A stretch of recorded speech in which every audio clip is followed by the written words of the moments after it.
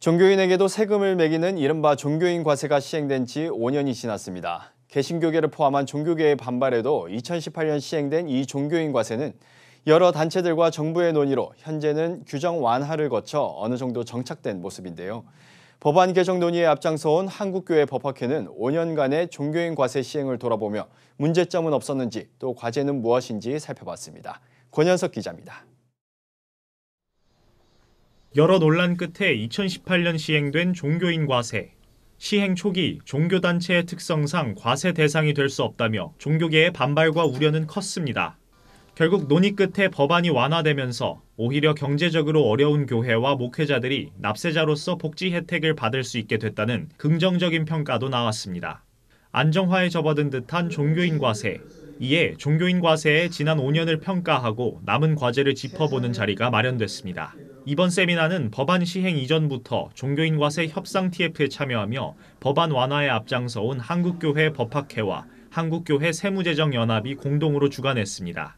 어려운 문제 해결에 앞장선 단체들을 위해 자리에 함께한 교계 대표 목회자들은 감사와 격려를 전했습니다. 특별히 이러한 일에 있어서 전문성을 갖고 있는 세무사, 회계사님들과 여러 교수들과 변호사들의 역할이 참으로 중요한 시점이며 교회를 지키는 노력에 적극적으로 협력해 주신 데 대해서 다시 한번 깊은 감사의 말씀을 드립니다. 발제에 나선 협성대학교 홍순원 교수는 종교인 과세에 대한 신학적 평가를 전했습니다. 홍 교수는 종교인 과세를 단순히 경제적인 접근으로 대해선 안 된다며 종교 활동은 일반적인 근로와 세금처럼 수치화할 수만은 없는 영역이라고 설명했습니다. 이어 종교인 과세와 비과세 사이 하나의 대안이 아닌 교회와 사회의 상황을 고려한 다각적 논의가 필요하다고 강조했습니다. 세금의 예외적인 지역으로 끝까지 존재하는 것도 한계가 있지만 일반적인 모든 세법을, 소득세법을 교회 그대로 적용하는 것도 문제가 있다는 거예요. 그 양극단 사이에 절충되는 부분을 우리가 잘 이끌어 나가야 된다고 하는 것입니다.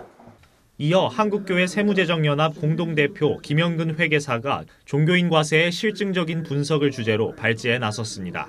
발제에선 목회자나 교회의 재무팀들이 직접 소득을 신고하며 오류가 발생한 사례들이 언급됐습니다. 대부분의 경우 종교인 소득에 대한 이해가 부족해 공제 혜택을 받지 못하는 등 교회에서 발생하는 비용과 소득을 종류에 따라 올바른 방식으로 신고하지 못하고 있다는 설명입니다. 목회 활동비, 종교 활동비 부분은 교회의 고유 목적 활동에 사용되는 모든 비용 부분들인데, 근데 이 부분도 이렇게 소득에 포함시킨 경우가 있다든지 이 목회 활동비를 관리하고 또 목사님께 지급하는 과정에 대해서 서툴러 가지고 이렇게 소득과 이렇게 조금 혼합된 형태로 한다든지 그런 잘못된 오류가 많이 발생. 김영근 회계사는 교단이나 연합회가 목회자나 교회 실무자를 대상으로 종교인 과세 교육을 실시하고 오류를 상담해주는 등 보다 적극적인 역할에 나서야 한다고 강조했습니다.